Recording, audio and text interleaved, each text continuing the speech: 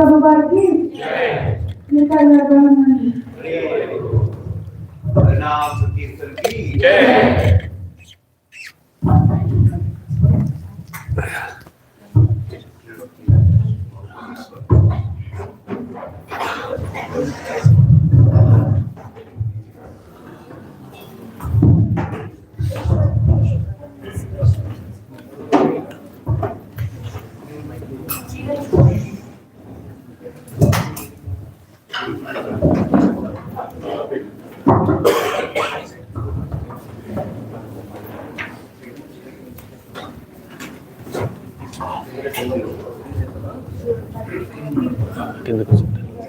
This is more natural, more comfortable.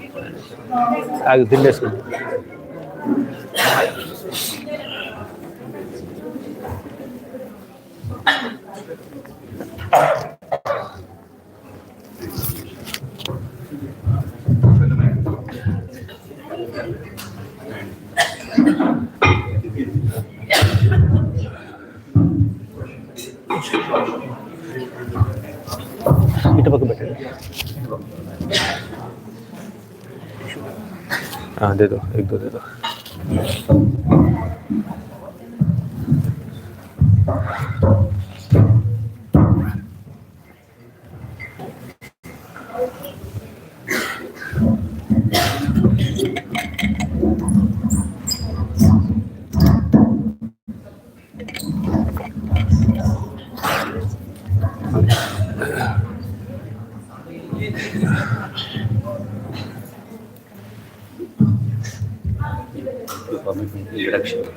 Yeah.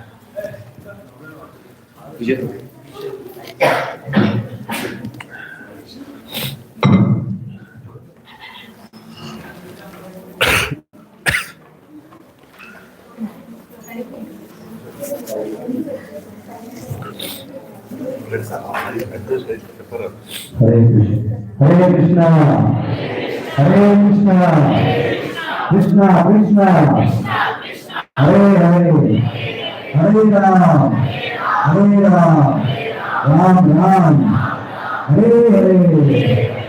Hare Krishna, Prabhuji Mataji. Thank you all for coming to today's session for His grace, Gauranga Darshan Prabhuji. We are so fortunate that Prabhuji is here to address all of us today. So let us start this session with welcoming His great Gauranga Darshan Prabhuji with three loud and enthusiastic Haribol. Haribol! Haribol! Haribol! So I'll give a quick 1 minute, 2 minutes introduction about His great Gauranga Prabhuji, and then Prabhuji will take over the stage for the class today. So Gauranga Darshan Prabhu is a award-winning and best-selling spiritual author, educator and inspirational speaker, renowned for his ability to make profound wisdom accessible to all. With deep scriptural knowledge and a gift for music storytelling, he simplifies the teaching of Bhagavad Gita and Srimad Bhagavatam and other sacred texts. Texts through his books, talks, inspiring transformation through devotion and practical application. So if some of you does not know, Prabhuji has made Bhagavad Gita and Srimad Bhagavatam very simplified in the form of Bhagavatam tales and Bhagavad Gita tales, like in a story form, beautiful books, especially for kids, right? And Prabhuji is a resident of Gauranga village, and he serves as a dean of Bhaktivedanta Vidyapita, where he leads an intensive 2-year study program on traditional doctrine literature. And he's done so many online and offline courses, seminars, so there is no end to it if you want to talk about what Prabhuji actually he keeps doing. Right? As an author of several insightful books, including the Shubhodhini study guides, he provides structured and systematic explanations of scriptures, helping seekers delve deeper into the spiritual knowledge. Beyond writing and teaching, Prabhuji plays a important role in developing the educational curriculum, mentoring, inspiring devotees, and conducting spiritual retreats. Prabhuji is also a member of ISKCON Board of Examinations and GP Administration Council, and contributing to the global vision of the Krishna consciousness movement. And Prabhuji is a dedicated disciple of His Holiness Radhanath Swami Maharaj, who is a disciple, direct disciple of His Divine Grace A.C. Bhaktivedanta Swami Srila Prabhupada, the founder Acharya of ISKCON. So we are so fortunate that Prabhuji has agreed to come here and address all of us. Right? So let us again welcome His Grace Gauranga Darshan Prabhuji with three loud Haribols, and let's hear from His divine mouth about the nectar of Srimad Bhagavad Gita and Srimad Bhagavatam. Hari Bol, Hari Bol, Hari Bol. Thank you. Hare Krishna. जय राधा माधव कुंज बिहारी गोपी जन वल्लभ गिरिवरधारी। जय राधा माधव कुंज बिहारी गोपी जन वल्लभ गिरिवरधारी। जय राधा माधव कुंज बिहारी गोपी जन वल्लभ गिरिवरधारी। जय राधा माधव कुंज बिहारी गोपी जन वल्लभ गिरिवरधारी। यशोदनंदन ब्रज जन रंजन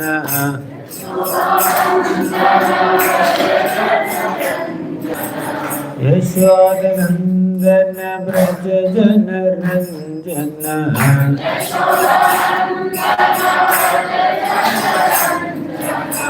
यमुन तीरवनचारी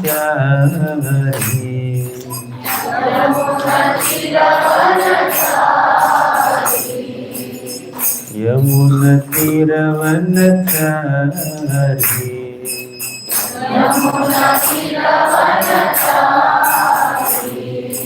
जय राधा माधव कुंज बिहारी गोपी जन वल्लभ गिरिवरधारी। जय राधा माधव कुंज बिहारी गोपी जन वल्लभ गिरिवरधारी। जय राधा माधव कुंज बिहारी गोपी जन वल्लभ गिरिवरधारी। जय राधा माधव कुंज बिहारी गोपी जन वल्लभ गिरिवरधारी। जय राधा मदन मोहन राधा मदन मोहन राधा।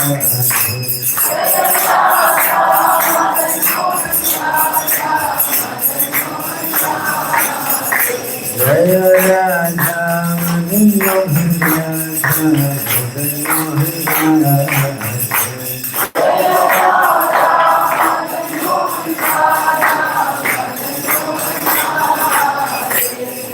जय प्रभुपाद प्रभुपाद प्रभुपाद जय जय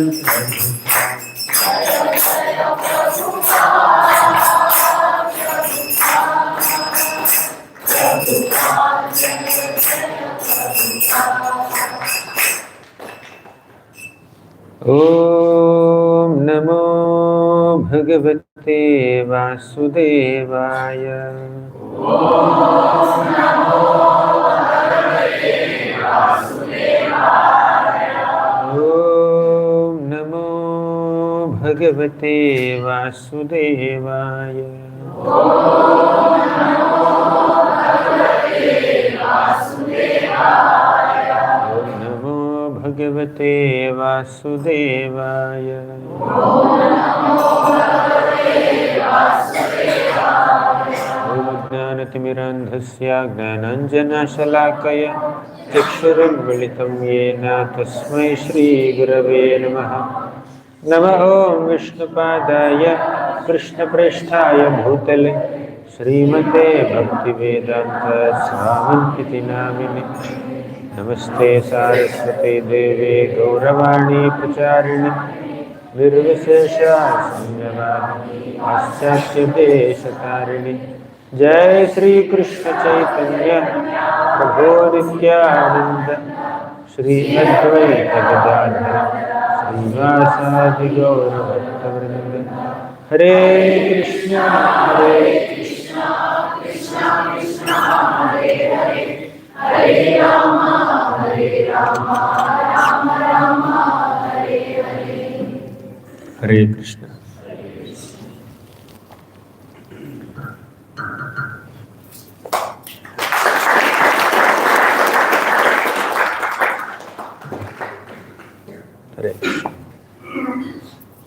English or Telugu? English. Okay. I'm very happy and grateful to be amongst all of you today. I just heard from His Grace Leelananda Prabhu about the glorious preaching efforts of His Grace Dasraj Prabhu. You want to say something? Topic? Yeah. Okay.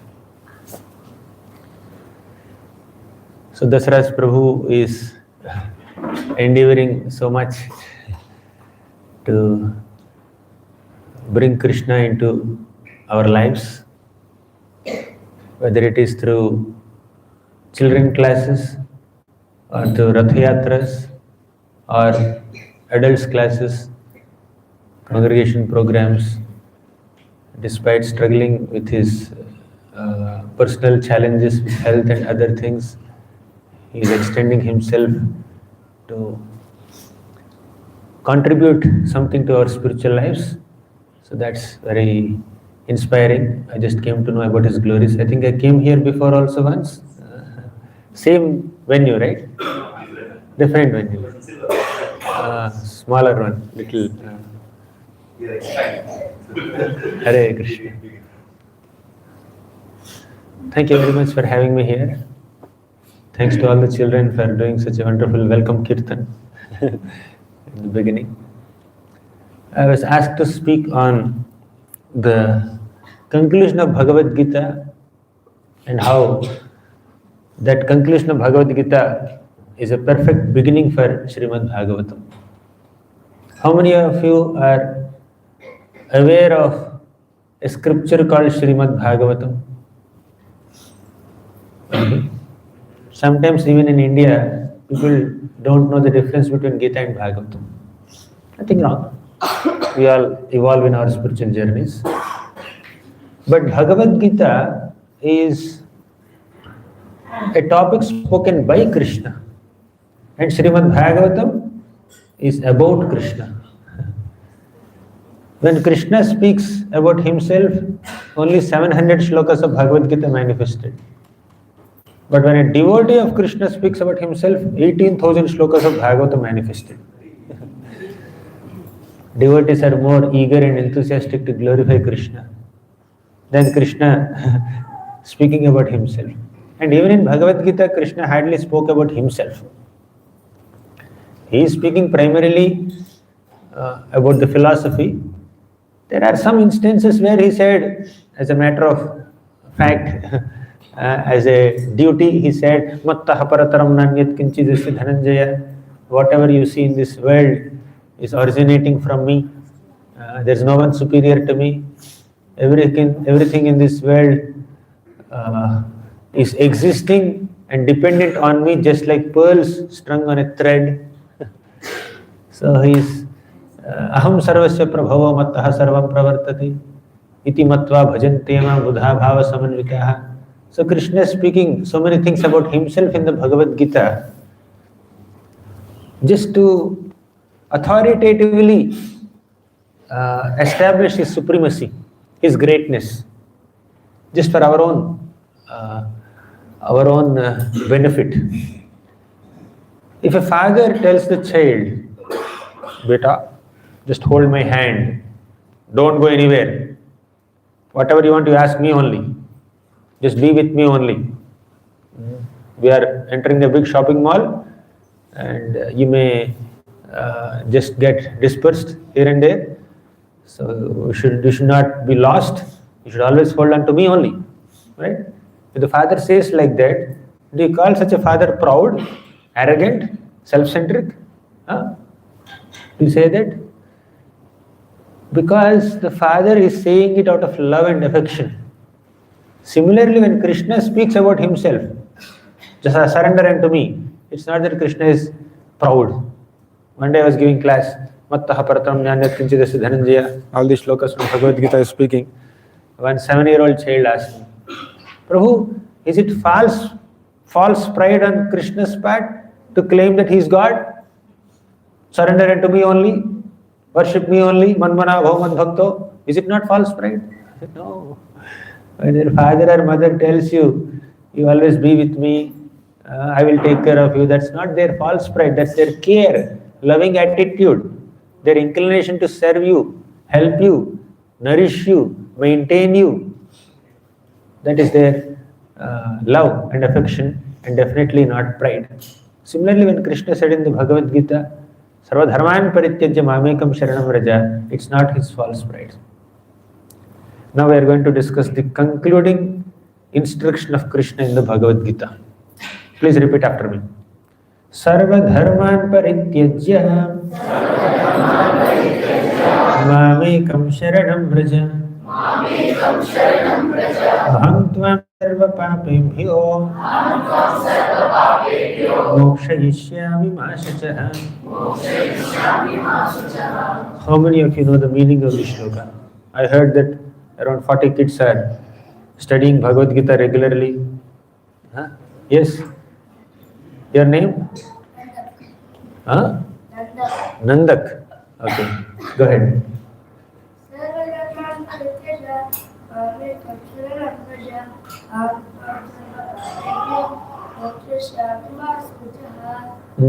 I want the meaning, not the shloka.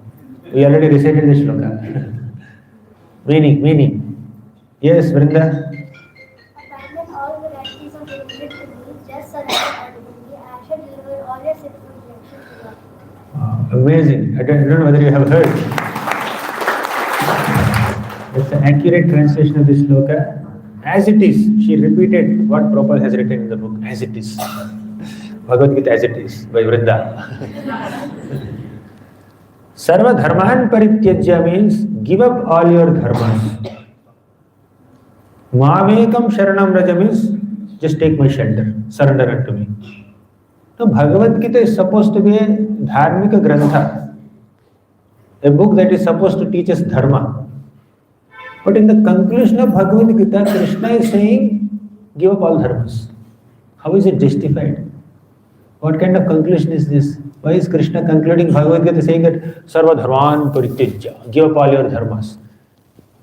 How do you understand such a bewildering, confusing, surprising, astonishing instruction of Krishna at the end of the Gita? Did you ever think about it? We are just reciting nicely on Gita Jayanti, but did you ever meditate? Did you ever have this question that why is Krishna saying abandon all dharmas? Anyone has a question? It's not an interactive crowd or what? I had this question 20 years back. But by reading Bhagavad Gita, all questions are answered. By reading Bhagavatam, you will get much more clarity. So when Krishna said Sarva Dharman Parityajya, give up all dharmas, we need to understand the context of this text. Scriptures are not just textual, they are contextual. There's a context in which some statement is made. What do you mean by dharma? What's the definition of dharma? Anyone knows? When Krishna said Sarva Dharman Parityajya, give up all dharmas, first let's understand what is dharma. You can answer. If you don't answer, I'll speak, no problem.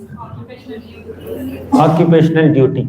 Okay? You are doing some occupation, you have some profession, you are a doctor, you are a teacher, you are an engineer, you are a social media influencer, whatever it is. So you have some duty according to your occupation. That is called Udyoga Dharma. When I said occupational duty, that is Udyoga Dharma. Professional duty. Any other definition of dharma? Dharma is only occupational duty? Huh? Okay. Varna Dharma and Ashrama Dharma. Varna, there are Brahmana, Kshatriya, Vaishya, Sudra, different Varnas are there. According to your Varna, you have a Dharma. For example, if you are a Brahmana, your dharma is to study and teach. If you are a Kshatriya, your dharma is to rule and administer justice, management. And others have their own dharmas. Vaishyas, they have their dharma of Krishi, Goraksha, Vanijya, cow protection, agriculture, business. Then Shudra, their dharma is they assist and all the members of the society, such a glorious activity. So, according to your varnas, different dharmas are there good. Then ashrama dharma, brahmachari, grahastha, vanaprastha, sannyasi. Brahmachari's dharma is learning, no earning.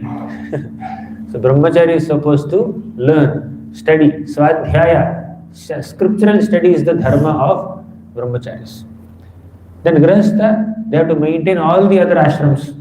They have to work, they have to raise children, they have to support the brahmachari ashram, vanaprastha ashram, and sannyas ashram. Brahmachari is student life, grahastha is family life, vanaprastha is retired life, sannyas is renounced life.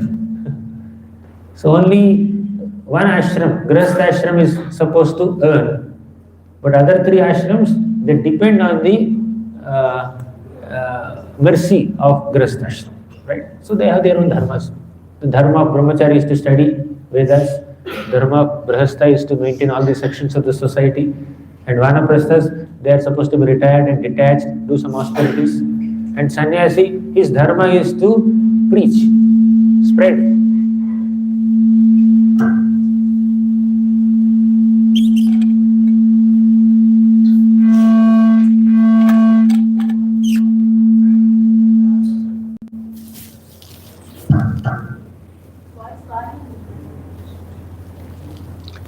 Hare Krishna. So you have your Varna Dharma and Ashrama Dharma and Udyoga Dharma. Any other dharmas? Yes. Being righteous. Being righteous. Yes, very good. Upholding virtues, morals, principles, righteousness. That is also dharma.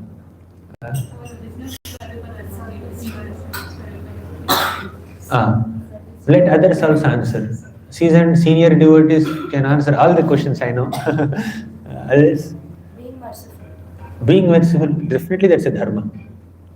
Definitely that's dharma. Dharma also means to act according to some morals, ethics, values, virtues, principles. That is also dharma. And having some virtues like mercy, gratitude, compassion, all that is also dharma. So these are all different definitions of dharma. There is samanya dharma or sadharana dharma where you act in normal conditions. But there is also apad dharma. Apad dharma means basically, for example, always speaking the truth is dharma. You should always speak the truth. That is dharma. But sometimes in some emergencies, you may have to speak a lie also. Somebody puts a knife on your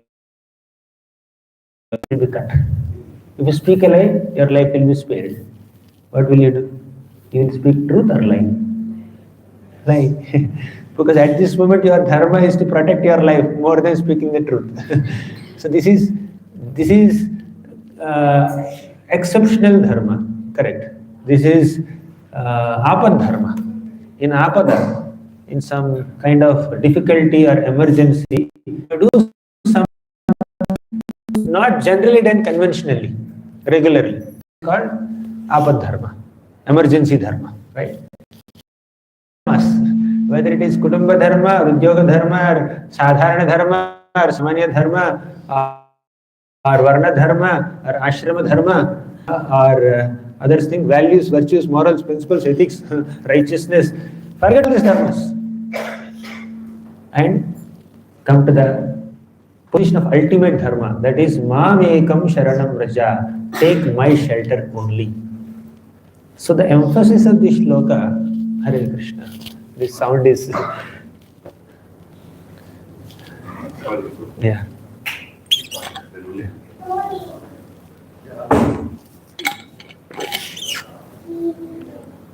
Hare Krishna, Hare Krishna. Krishna Krishna Hare Hare, Hare Ram, Ram Ram, Hare Hare.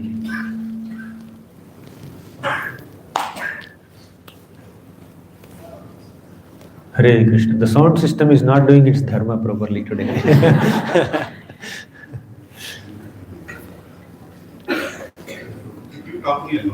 Okay, fine. So, Krishna said, Sarva Dharman Parityajya, give up all kinds of dharmas. But the emphasis of the shloka is not giving up all dharmas. The emphasis of the shloka is going up in performing dharma, going up in following dharma. Means raise the standard of your dharma. When you are sticking to your dharma of pleasing your boss at occupation, that is definitely dharma. When you are enrolled in a company, when you are working for a company, you should work for the welfare of that company. You should follow the policies and protocols of that company. That is your dharma, undoubtedly. When you are in a country, you should follow the traffic rules of that country. When red signal is there, you have to stop. That's your dharma. You will start only when there is green signal. If you cross the red signal, that is adharma. You will be penalized for it immediately. You have to keep only on the left side. That's your dharma here. If you are driving in India, you have to drive on the left side. That is dharma here. But if you do the same thing in America, that is adharma. Because there you have to drive on the right side. So dharma keeps changing according to time, place, circumstances. What is dharma in one company may not be dharma in another company. So I used to work in Force Motors many years back, 2008, 7 like that. So there we used to have weekly off on Thursday. And we are used to weekly off on Sundays and Saturdays, but we had weekly off on Thursday. So the dharma of employees of that company is go to office on Sunday also. That is dharma then. Right? And you need not go on Thursday. So these are all dharmas, but all these dharmas have a beginning, they have an end.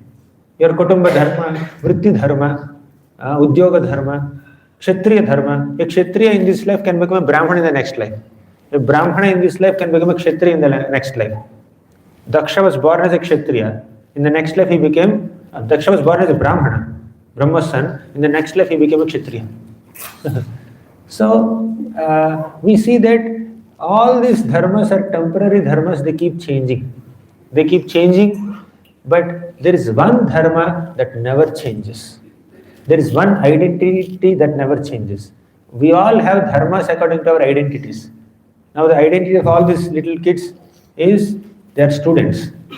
So they have to follow the dharma of going to school and working, doing homework. Once they become teachers or once they become grown up, then they will have other dharmas. So the dharmas in this world, they have a beginning, they have an end. They are in accordance with some identities.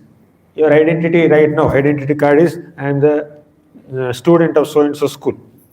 Later your identity card will be I am the employee of so-and-so company. Then later the identity card become I am the CEO of this company.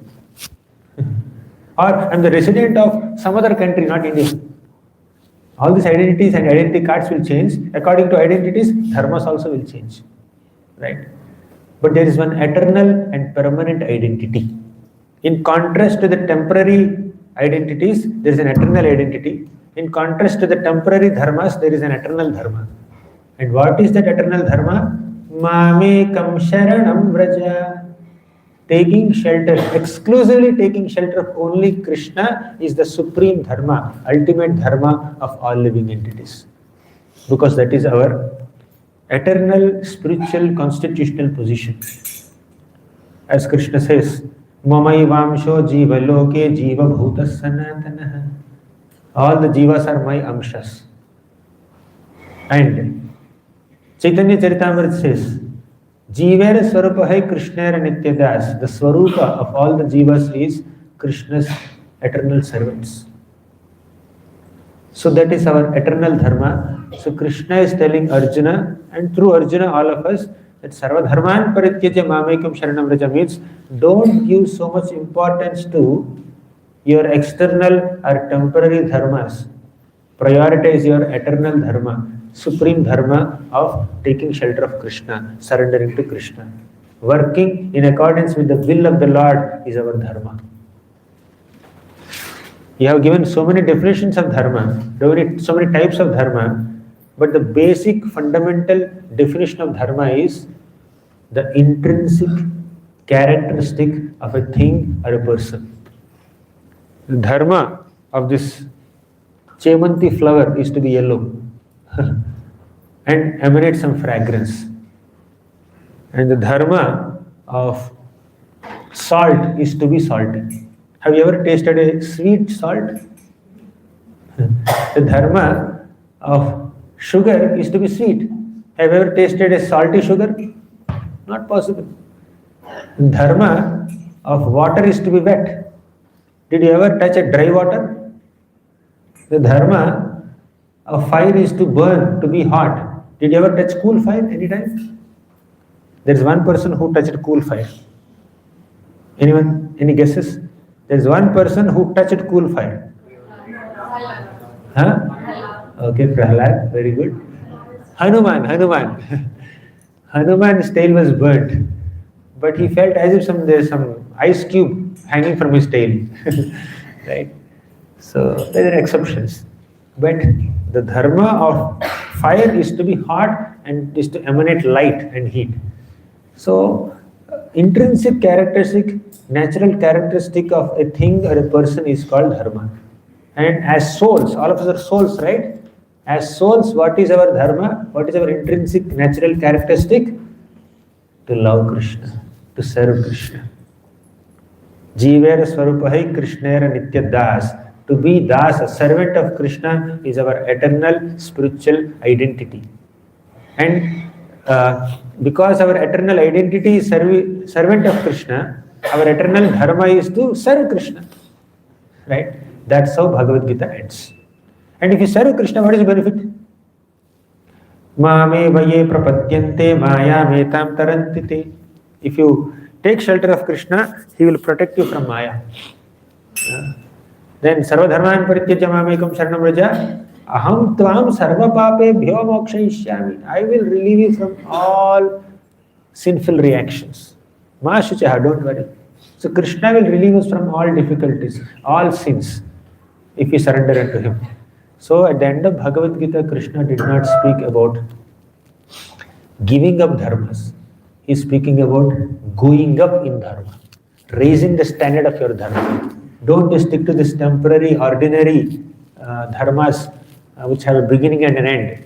You may have to do that needful, but rise to the highest standard of dharma, which is completely taking shelter of Krishna, acting according to your original, eternal, constitutional position as a servant of Krishna.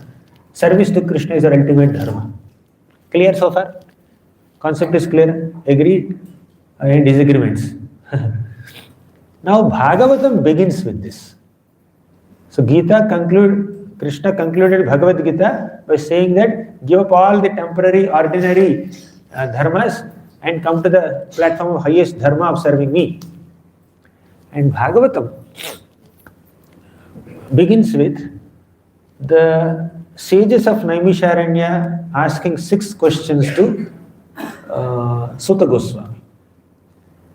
And one of the first questions that they have asked is, "Oh Sutta Goswami, can you please tell us what is the ultimate benefit of all living entities? What causes ultimate benefit for all living entities?" Then our Sutta Goswami answered this question. So this is the first teaching of Bhagavad Gita, first teaching of Bhagavatam in one sense. Say it. Savai pumsam paro dharmo yato bhakti rathokshaje ahaituki apratihata yayatma suprasidati. Savai pumsam paro dharmo. The paro dharma, the supreme dharma of all living entities is bhakti unto adhokshaja Krishna. Devotional service unto the Supreme Lord Krishna. That's our supreme dharma. That's the ultimate dharma. As Bhagavad Gita says. At the end of Bhagavad Gita, Krishna said, Mamekam sharanam vraja, just take my shelter.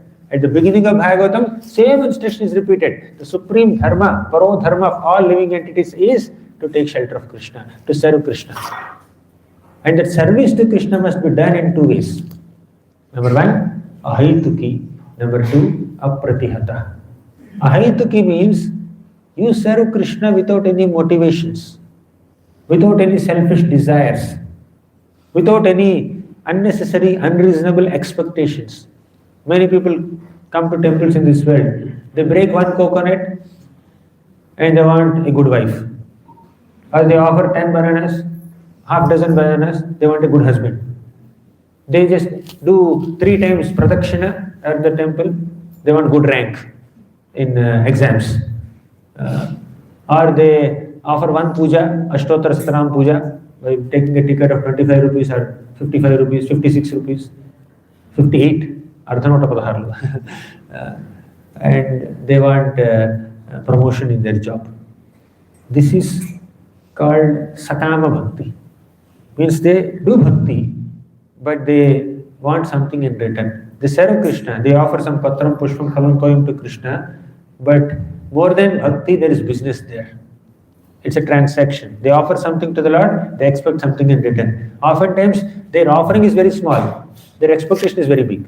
Right? Can you connect with this? They expect a lot. I will offer 11 coconuts. What do you want? I want promotion. They may get 11 lakhs hike in salary, but they only offer 11 coconuts to the Lord. So that is very transactional kind of bhakti called Sakama Bhakti. But real bhakti is Ahituki Bhakti. Absolutely no expectations. They don't want anything in return. They just want to serve the Lord, to please the Lord. And apratihata. Apratihata means there is no interruption or inconsistency in bhakti. In performance of bhakti, there is a regularity, there is a consistency, there is a continuity in your bhakti.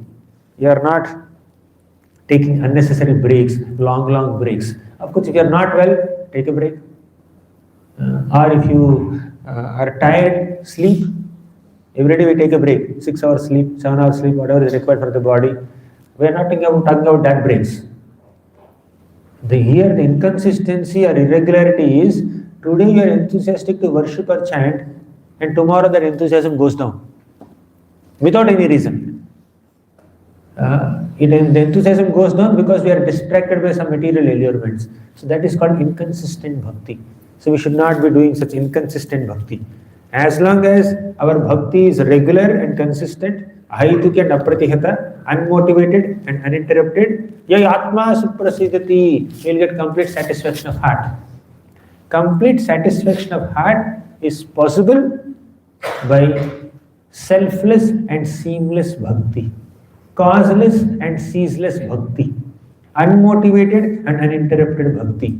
When you perform bhakti without any interruptions and without any material motives, then you will be completely satisfied. In fact, most people do many things in this world only for complete satisfaction of heart.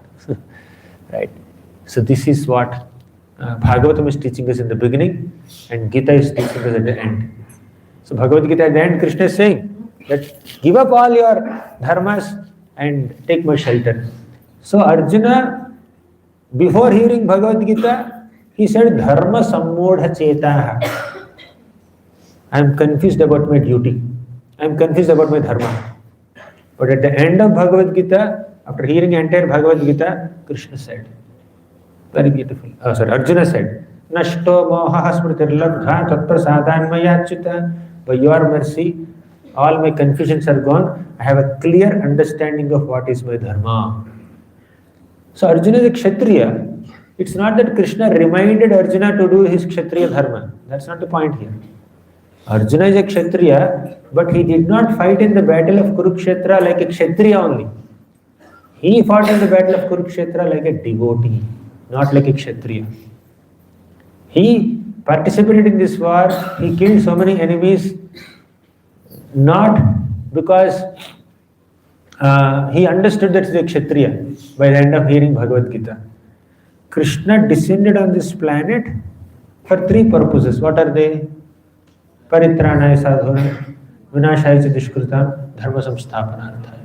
So he appeared on this planet to establish dharma by killing the miscreants and protecting the devotees.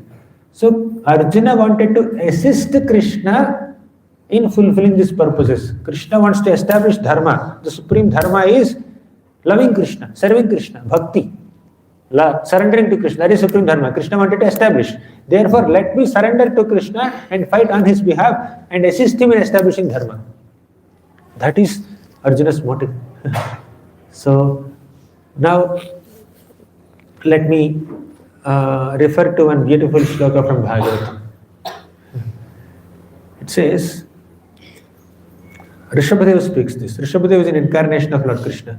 So he says, Gurur na sasyat, svajano na sasyat, pitaya na sasyat, janani na sasyat, daivam na sasyat, napatischa sasyat, namo chayedyaha samupeta vrityam. He says that one should not play the role of a guru if one cannot deliver his dependents from any kind, from the cycle of birth and death. It's getting heavy. Okay, let me tell you some story. For example, Sukracharya is a guru and Bali Maharaj is a disciple. Right? So Bali Maharaj, according to his dharma, regular dharma, samanya dharma, is supposed to follow the instructions of Guru, isn't it? But he denied the instruction of Guru. When Vamanadev came to beg some charity from Bali Maharaj said, okay, fine, I will give you whatever you want. Then Vamanadev said, I want 3 steps of land from you. Then Bali Maharaj said, why only 3 steps? You are a small child. According to the measurement of your 3 steps, you will get only this much land, this much land. You ask for more. Then Vamanadev said, no. I just want 3 steps of land according to the measurement of my steps, my feet. So Bali Maharaj said, okay, fine, whatever you want, you take. Then Shukracharya came in between and said, Bali, what are you doing? You are giving charity to this Brahmana. This Brahmana boy is not a normal Brahmana. He is Lord Vishnu who appeared in the form of a Brahmana. So don't give charity to him.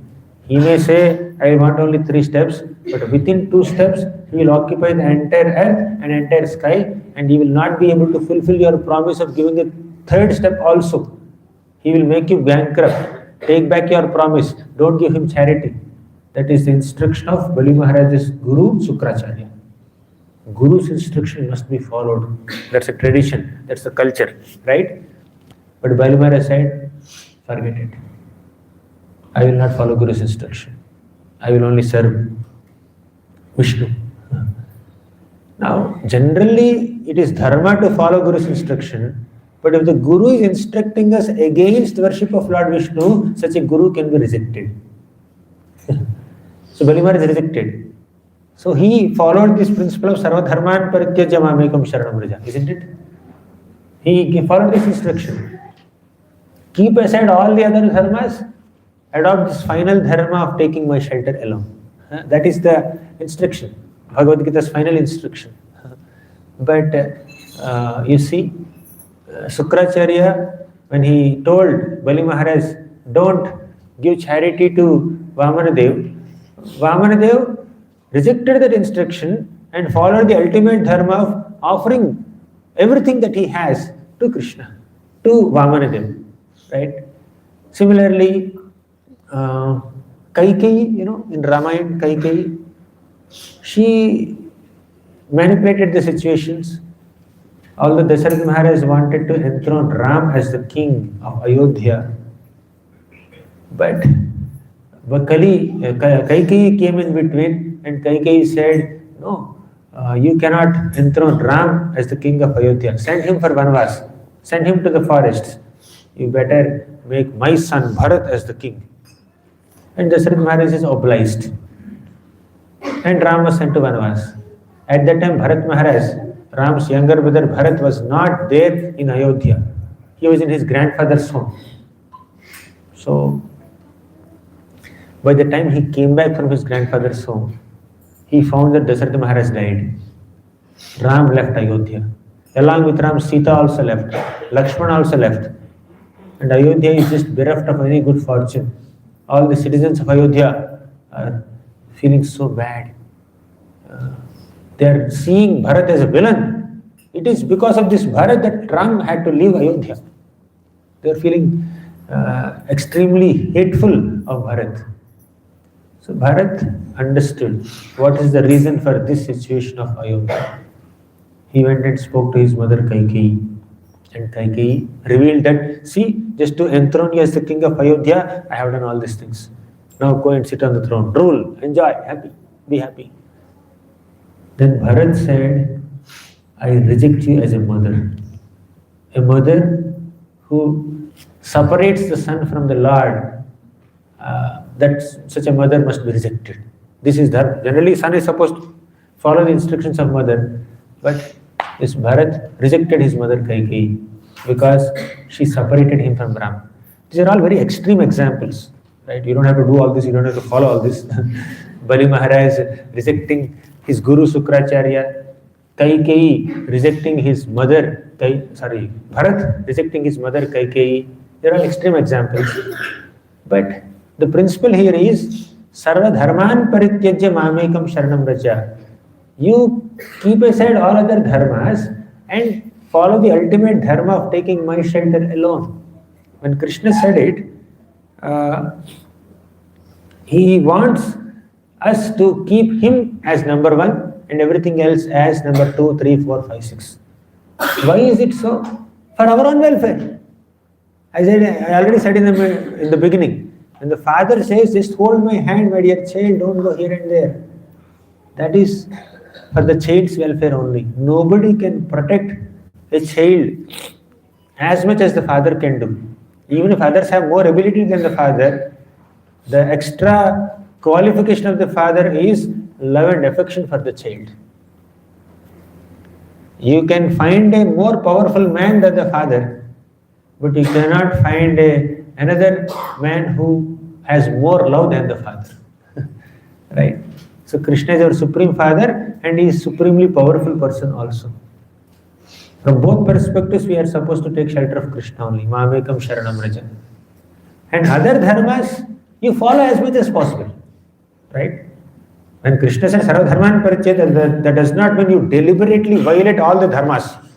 I will violate all the dharmas of my company, all the policies and protocols of my company. I will take shelter of Krishna only. That's not proper. You follow, if you are working in a company, you follow the rules and regulations and protocols and policies of that company without compromising on your surrender to Krishna. There is a possibility of worshipping Krishna, which is our supreme dharma, and also nicely balancing our other dharmas. But when other dharmas come as a conflict to our main dharma, then we may have to compromise, right? But when it is possible to balance all the dharmas we have, all the duties we have, we should do it. Take shelter of Krishna, and you also follow other dharmas of being obedient to father, obedient to mother, being respectful to guru, following the protocols of your employer, following the rules and regulations of the country in which you are living in. You do all of this. You follow all these dharmas while taking shelter of Krishna, right? But problem is, when people give more importance to these temporary dharmas and completely give up the supreme dharma of taking shelter of Krishna, that's where the problem comes. But when people are prioritizing their supreme dharma of taking shelter of Krishna and simultaneously trying to do justice to other dharmas, that's the best way of living life. That's a balanced way of living life. If you are a householder, take care of your children nicely. If you are a student, study nicely. If you are a doctor, treat patients with integrity. Don't try to extract more money than you deserve for your treatment. If you are an engineer, construct the roads nicely and bridges nicely. You follow the proportions of cement and sand. Don't change the proportions, right? So follow all the dharmas with integrity and surrender to Supreme Lord Krishna, which is the ultimate dharma. However, we should not just stick to sincerely following external dharmas only. We should come to the ultimate dharma of taking shelter of Krishna. That is the conclusion of Bhagavad Gita, and that's the beginning of Srimad Bhagavatam. And if you see many other stories like Rukmini Devi, she fell in love with Krishna and she ultimately attained Krishna even against the decisions made by her father and brother. You know that story, right? Rukmini's brother Rukmi wanted to forcefully get her married to Shishupal, but Rukmini Devi, she gave up her quote-unquote affection for Shishupal, affection for Rukmi, and she took shelter of Krishna. But that does not mean she hated Rukmi. If you remember in that story, how many of you know that story? Most of you, or at least half of you. Rukmini Devi was the queen of Vidarbha, princess of Vidarbha. And her father was Bhishmaka. Her brother was Rukmi. And Rukmi was forcefully getting Rukmini Devi married to Shishupal. But she loved Gopal. She wrote a love letter to Gopal, and Gopal came and kidnapped her and took her away. Then Shishupal, accompanied by Jarasandha, Shalva, and many other such personalities, they started chasing Krishna to kill him and get Rukmini back. But Krishna defeated all of them. But Rukmini's brother Rukmi, he continued to chase Krishna, and at one point Krishna defeated Rukmi and he was about to chop off his head.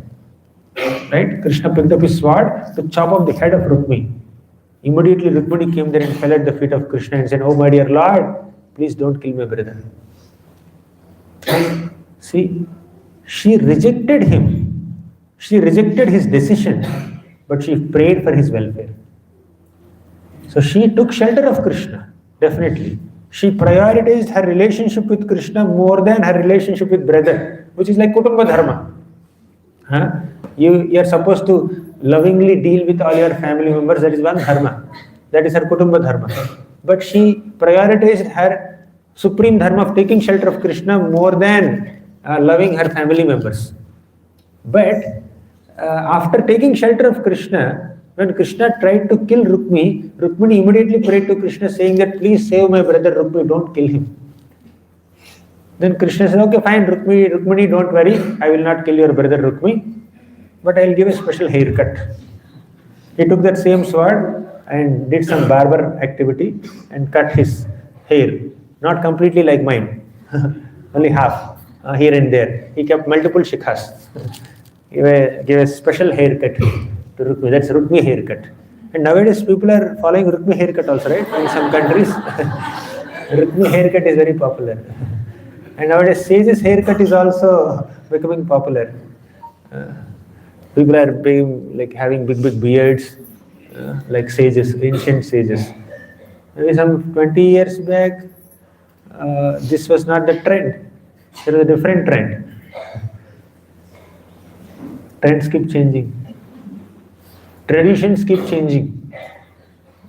Tastes keep changing. But devotion should not change. So we should not follow trends or blind traditions. We should follow the scriptural teachings. So that is Sarva Dharman Parityajya Mamekam Sharanam Vraja. So you be loving and caring towards your family members, towards the society around you, but always prioritize your love for Krishna. When you love Krishna, you naturally love everyone who is connected to Krishna. There is no one in the entire creation who is not connected to Krishna. Whether it is people or objects or things, human beings or non-human species, everybody is connected to Krishna. A devotee never hates anybody.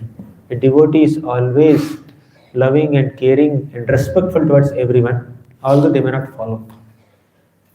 Like you see, Prahlad Maharaj never agreed with Hiranyakashipu. He always disagreed with Hiranyakashipu, but he never disrespected him also. You can disagree, but don't disrespect. You can disapprove, but don't disown. Rukmini Devi disapproved the misdeeds of her brother Rukmi, but she never disowned. She prayed for her, prayed for him. So you don't have to compromise on your love and affection for your relatives or your profession, etc., in the name of surrender to Krishna. But surrender to Krishna is priority for us, right? If only other things are conflicting with our supreme dharma of serving Krishna, then you may choose to give up the other dharma and take to this Krishna bhakti only. But if you can harmonize both of them nicely, that's the best. And mature people harmonize. We have so many successful people here. They are doing their bhakti nicely, they are doing their preaching nicely, they are taking care of their families nicely, they are working well in their profession also. See, they balanced all the dharmas. For example, we have Arjuna himself, Yudhishthira Maharaj himself. They are all pure devotees of Krishna. Are they simply worshipping Krishna, chanting Hare Krishna? They are ruling Hastinapur kingdom also. So although Krishna is saying Sarva Dharman Partyaja Mamekam Sharanam Raja, that does not mean Krishna says give up all dharmas blindly and just take my shelter. He did not say like that. What he meant is prioritize this dharma of serving me, then other dharmas will be aligned with this dharma automatically. They'll become a part of this dharma.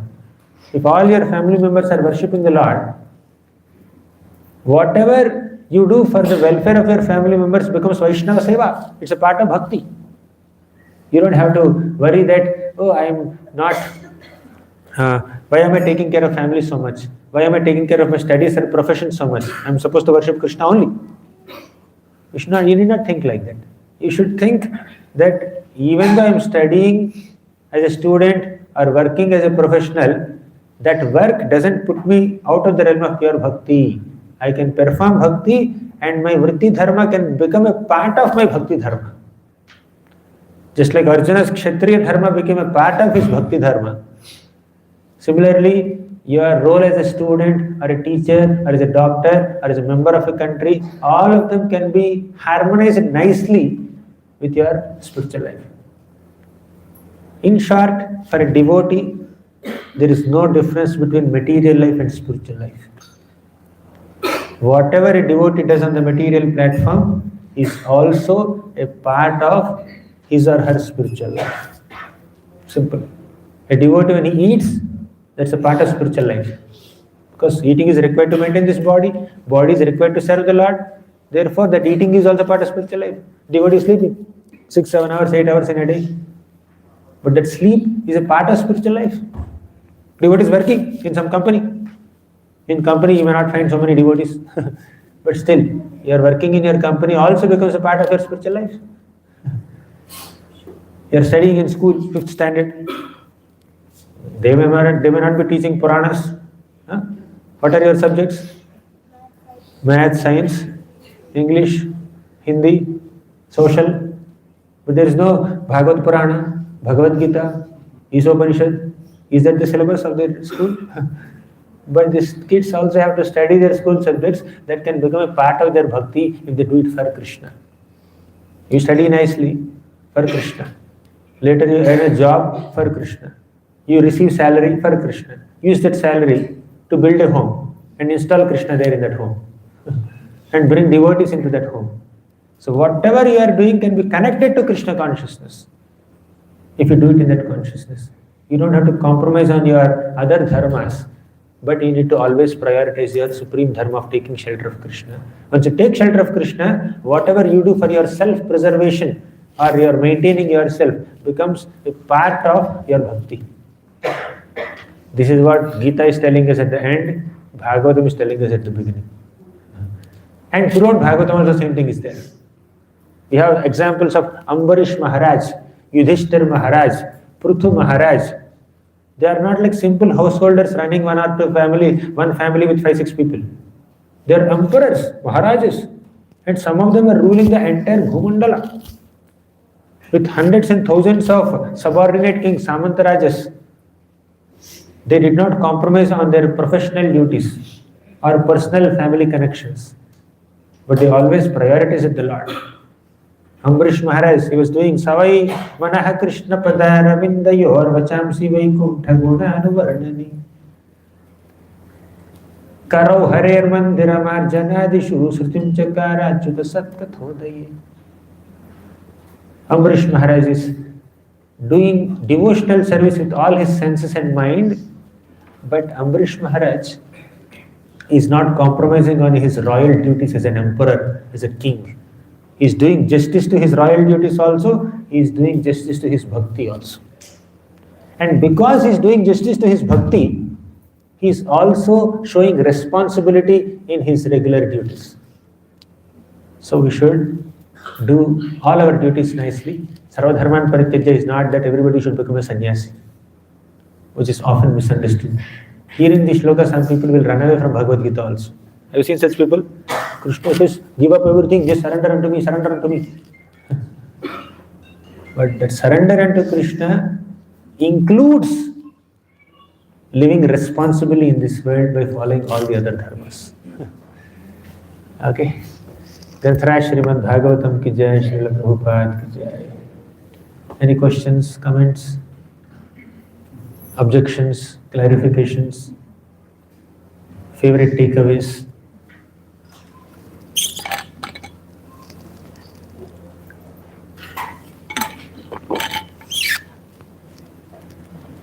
Can ask any questions? I can pass on the mic. We have some time, so we can take some questions. What did you, let's first share what are we like in today's lecture? Anything that you, what's your takeaway? You just lift your hand and pass on it. Yes. It is just a reflection. The very first question answered why Krishna is supreme. So that was a very well explained because it is a very genuine question from my kids every time.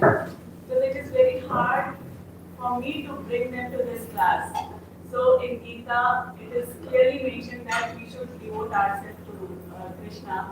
So it was their question, why only Krishna? How can he be so arrogant? So it was very well explained and I really thankful for that. He's caring for us. Therefore, he's advertising about himself. Many people who advertise about themselves, there is a bit of pride or arrogance or selfishness, or they're expecting us to do something for them. But Krishna, when he says, you take my shelter, I am so great, he is not expecting anything from us, but he's expecting our own happiness. He wants us to remain happy and safe and secure. Therefore, he's just giving reassurance. It's a reassuring statement more than a proud statement. For us, it is very easy to understand because our whole life is only because of Krishna. But for kids, they haven't experienced so many challenges, so it is kind of a bit challenging for us to bring to this class. But no, I believe that because of Prabhuji, along with us, our kids are also getting into this journey. Not this time, at least in future, if they face any challenges, they will remember that, okay, someone is there, if I go to them, they will help us. Correct. That's what Gajendra did. Gajendra was experiencing so many challenges because of that crocodile. But after knowing that no one can protect me from this challenge, Gajendra realized only Krishna can protect me and surrendered to Krishna. Lord Vishnu came and protected. But taking shelter of the Lord during challenging times is one way of approaching bhakti, one aspect of bhakti. That's also good. But whether a devotee experiences challenges or not, taking shelter of Krishna must be the default nature of a soul, spirit soul. It's not dependent on challenge. Therefore, while training kids, we may not allow them to experience some challenges and then only come to take shelter of Krishna. You invoke love in them. You invoke affection in them. Show Krishna's nice, narrate Krishna's stories, show Krishna's pictures, ask them to analyze the ornaments and dresses and the form of Krishna overall. So that way, their natural loving propensity will be directed towards Krishna.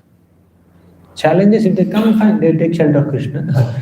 But even before they even know the spelling of challenges, let them fall in love with Krishna's form, Krishna's sweetness, Krishna's pastimes, Krishna's qualities. Thank you. Hare Krishna. Prabhuji, is it selfishness to pray for somebody who is unwell or for their well-being? No, not at all. It is selflessness.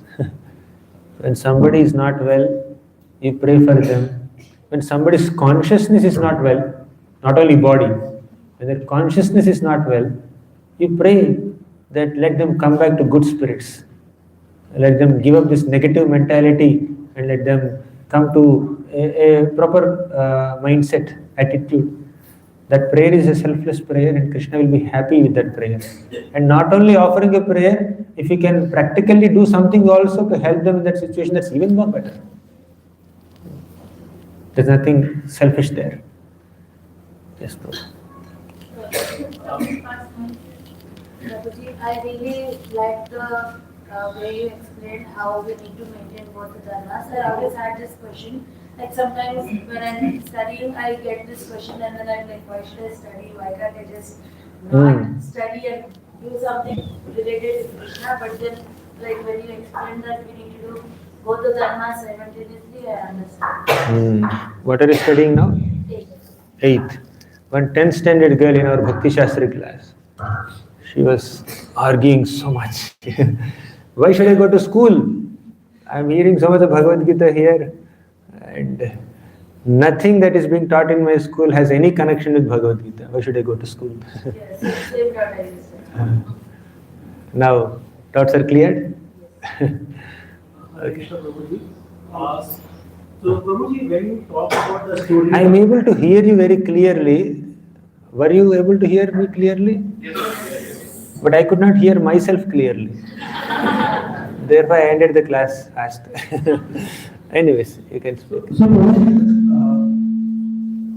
when you speak about the story of Shukracharya and Bali Maharaj, and then Vaman has come, and then the Bali Maharaj has two options, either to follow Shukracharya's guru and other is to go with dharma of giving everything to Bali Maharaj, to Vaman Dev.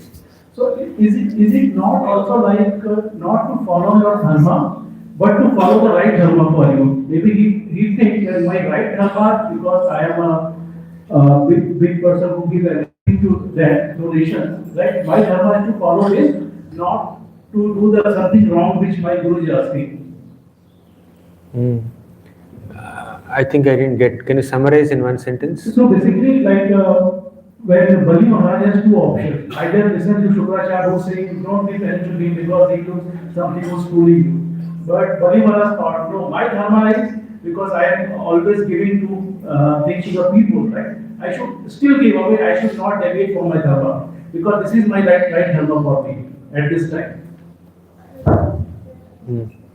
So Bali Maharaj definitely understood that offering everything to Vishnu is better dharma than following my materialistic guru Sukracharya, who is insecure about his position. Basically, Sukracharya, a Brahmana, is being maintained by King Bali. If Bali loses everything, when he comes on roads, Sukracharya also has to go on roads. Right? He will not get his salary, he will not get his remuneration, he will not be able to have any maintenance. He is dependent on Bali Maharaj's survival. So, from that materialistic perspective, Sukracharya is saying, don't give charity. So, Bali Maharaj chose to follow his heart and surrender everything to Vamanadev instead of following the instruction of Bali Maharaj. Is that what you are asking? Did I get it? Yeah, so basically my question was that when in a day-to-day life, there are a couple of dharmas you follow, right? There can be, but it's not always the, like say, my dharma is this, I do this something, which is not very correct as per the dharma, right? So you don't have to follow those things which are not at the dharma path. You should always follow what is the right thing for you. That is. What is right, what is wrong is mentioned in the scriptures. By studying the scriptures, hearing from those who understood the scriptures well, we'll understand what is right and what is wrong. According to our mindset, something may seem right, although it is wrong. Something may seem wrong, although it is absolutely right. So, what is dharma, what is adharma, has to be ascertained in consultation with Guru, Sadhu, and Shastra. Does it connect with your question?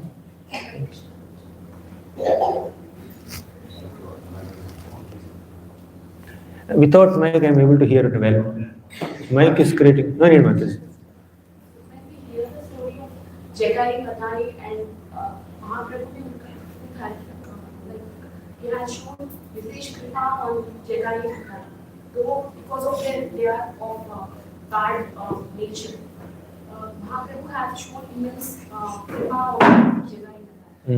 And also when we hear the story of Sakabari story, in that also even all their family members are very bad natured people, but still Prabhu, Vitan Prabhu has shown immense kripa on them also. So how are they? How did they become eligible for such Visesh kripa? So if bad people like them are eligible for Prabhu's extreme kripa, they got to. Mr. Prabhu served the sacrifice of family members. So if bad people like them became eligible for Visesh Kripa of Prabhu Krishna, then devotees must be more eligible. Correct. Sometimes in our scriptures we see that devotees do so much service, they show so much dedication, but one little mistake, they are deprived of Krishna's mercy. And people like Putana, Aghasur, Jagai Madhai, they get Visesh Kripa of the Lord. How do we understand this? Putana came with a malicious intention to kill Krishna with her poisonous milk. Aghasur came with a malicious intention to completely swallow all the boys and all the calves, including Krishna, and thus kill all the cowherd community. But they both were liberated. Putana went to the spiritual world as a motherly nurse. Aghasur was liberated. On the other hand, we see Bharat Maharaj. You know Bharat? He did so much tapasya. He went up to Bhava platform. But somehow he became attached to a deer at the end of his life. And he remembered the deer at the time of his death. And he got a deer body, animal body in the next life. Where is the position of being a Rajarshi? But from there he glided down to an animal species like deer. And here is Putana, like a poisonous demoness who came to kill Krishna, and she is elevated to the spiritual world Goloka Vrindavan to take the position of a motherly nurse, assisting Mother Yashoda in her Vatsalya services. Is Krishna doing justice? Or what is this injustice? If you are in Krishna's position, you will never make that kind of decisions. Answer is simple. When Krishna is in Vrindavan, he shows some special mercy. Second point, when a pure devotee recommends our name to Krishna, he will show extra mercy. In the example of Jagai and Madhai that you are quoting, Nityananda Prabhu and Haridas Thakur, especially Nityananda Prabhu, who was beaten by Jagai and Madhai, he prayed to Lord Chaitanya Mahaprabhu, show some mercy on them. Because of that extra recommendation given by Nityananda Prabhu, Lord Chaitanya Mahaprabhu showed some mercy, Vishesha Kripa on them. And on top of it, Jagai and Madhai were Jaya and Vijaya. We know 3 lives of Jaya and Vijaya, right? Hiranyaksha, Hiranyakashipu, Ravana, Kumbhakarna, Shishupal, Dantavakra. There is a 4th life also, that is Jagai and Madhai. So there is a past background, and in this current life, there is a prayer of a pure devotee like Nityananda Prabhu. Therefore, he got that Vishesh Kripa. When Krishna is in Vrindavan, he shows Vishesh Kripa. When a pure devotee recommends, he shows Vishesh Kripa. Right? On festival days, in special dhams, there is some extra Kripa. Just like next year Sankranti. Next month Sankranti, you will have 50% discount, buy one get one free, all the offers coming up. So there are special sales Similarly, Krishna also shows some special mercy in special occasions, right? But generally speaking, he expects us to become very mature in our bhakti, then only he will show that Vishesha Kripa. That's general things. And especially when a devotee is penalized so much for a small mistake, that is Krishna's attempt to purify that devotee by giving little extra punishment for a smaller mistake so that he need not commit that mistake again forever. Chitraketu Maharaj, he gave one feedback to Lord Shiva, but he was made into a demon, Vritrasura. If you don't know that story, just know this much, that there is one devotee, Chitraketu Maharaj, he commented on Lord Shiva and Parvati Devi cursed him to become a demon. Small mistake, but big punishment. But after becoming a demon as Vritrasura, within one lifetime, he went to Vaikuntha. Parikshit Maharaj, he did one little mistake. He was cursed to die in 7 days. But after 7 days, he went to Vaikuntha. Bharat Maharaj, he was penalized to become an animal in the next life. But when he became an animal, within that animal body, he is remembering Krishna.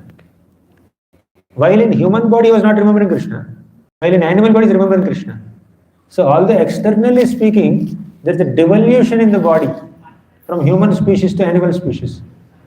But from a spiritual plane, there is an evolution in consciousness. Dear Bharat is more spiritually advanced than King Bharat. So, Krishna, when he protects people, he actually protects their consciousness. Consciousness protection is the real consciousness. Physical bodily protection is secondary. But the primary thing is protecting the consciousness, protecting our inspiration to practice bhakti, protecting our inclination to serve Krishna. So that is the real protection. That's the ultimate protection. Makes sense? Hare Krishna.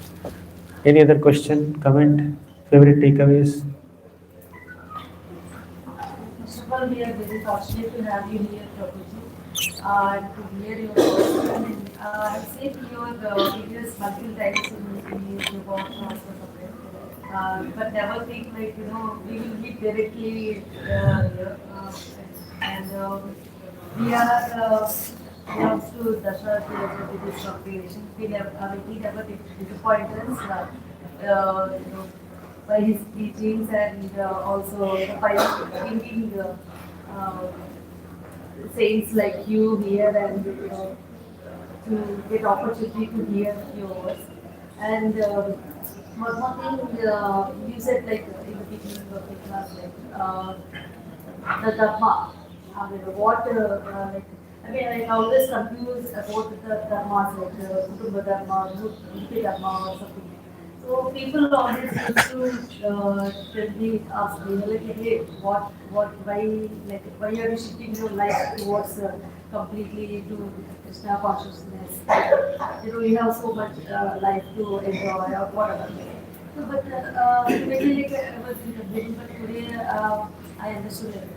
And all these dharmas, like we have one dharma, which is Krishna dharma, like everyone should follow. I got the answer today. Thank you so much, Prabhuji. Thank you. Hare Krishna. We conclude? Anything else? Yes, Prabhu. I have just heard that you are from a very reputed institution, right? You have passed out from a very reputed institution, and kids, all of us sitting here, and we also sitting here, coming out from a reputed institution, we always think about that, we go right into the path, money, and all those things. So, how did this transformation of your happen that your education is at a different level and you got into this Sri Krishna, Bhagavad Gita, and all? So, how did that transformation happen? Divine intervention. So for a layman, how do you understand what is that divine intervention? It's not one moment or one incident that made me take the decision. I must first acknowledge the upbringing of my parents. The way my parents gave me some spiritual impressions right from childhood I was exposed to reading Bhagavad Gita, hearing Puranas, reading Ramayana from the third grade. In my third standard, my father brought me an illustrated Ramayana book.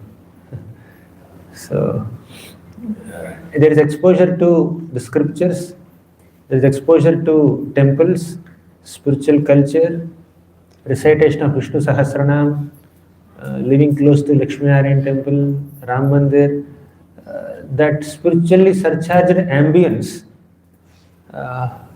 left lot of positive impressions in me. But although I have been reciting Vishnu Sahasranam, Bhagavad Gita shlokas since childhood, no one taught that meanings. Little bit here and there my father taught me, but overall I am in the mainstream society studying in regular schools. But when I came to IISc, Bangalore, there I came in touch with some devotees. Initially, as soon as I entered my hostel room, I found a beautiful picture of Murali Krishna, a painting. Although I have seen so many pictures of Krishna before, that picture completely captivated my heart. So I told the cleaning guy, don't remove it. I'll finish my admission formalities and come back. After a couple of hours when I came back, he removed that picture. I was quite disappointed. So one of my relatives said that this kind of pictures are available in ISKCON. I didn't know what is ISKCON at that time. In Bangalore. So searching for that image, picture, painting, I went to ISKCON. And when I'm trying to purchase that picture for 20 rupees, the one who is selling the books there, he said, you take this Krishna book, this picture is free for you. So that's how the 10th canto of Srimad Bhagavatam, along with this beautiful painting of Krishna, came to my room. And I can say that's one transition. All the spiritual inclinations and impressions were there since childhood, but that moment of entering IISc college hostel, that could be a turning point for me. So seeing that book and picture in my room, one of my classmates introduced me to some devotees like that. Like Dasaraj Prabhu kind of people were there. Dasaraj Prabhu is there in the society, right? So some devotees were there in my hostel. So I came. It's like something like we have seen the 3 Idiot movies, right? Huh? We have seen the 3 Idiot movies, right? I have not seen that. All the students go to the hostel and they see a beautiful picture over there. So that life is different, your life is different. Something like that. So anyways, it is because of a series of impressions since childhood, and after coming in college and seeing devotees around me, something just invoked an inspiration in me to follow this path. I'm still struggling to follow, but I hope Krishna will show mercy. Thank you. Hare Krishna. Thank you for the wonderful session. Looks like he wants to say something. Oh, This devotee here. other than working, so definitely we all have life goals, and the most important part is that though we plan, prepare, and want to achieve that to the best, while executing we get a lot of emotions because it might not happen in the right way. There are a lot of disturbances might come, and we cannot execute, and emotions will disturb us a lot. Though I read a few verses from the Gita like Karmanya Karmanya Pashet, or even Yetu Sarvani Karmani Vaisarya Sanyasa. These are all good, but still I'm unable to execute few things without that emotions and so.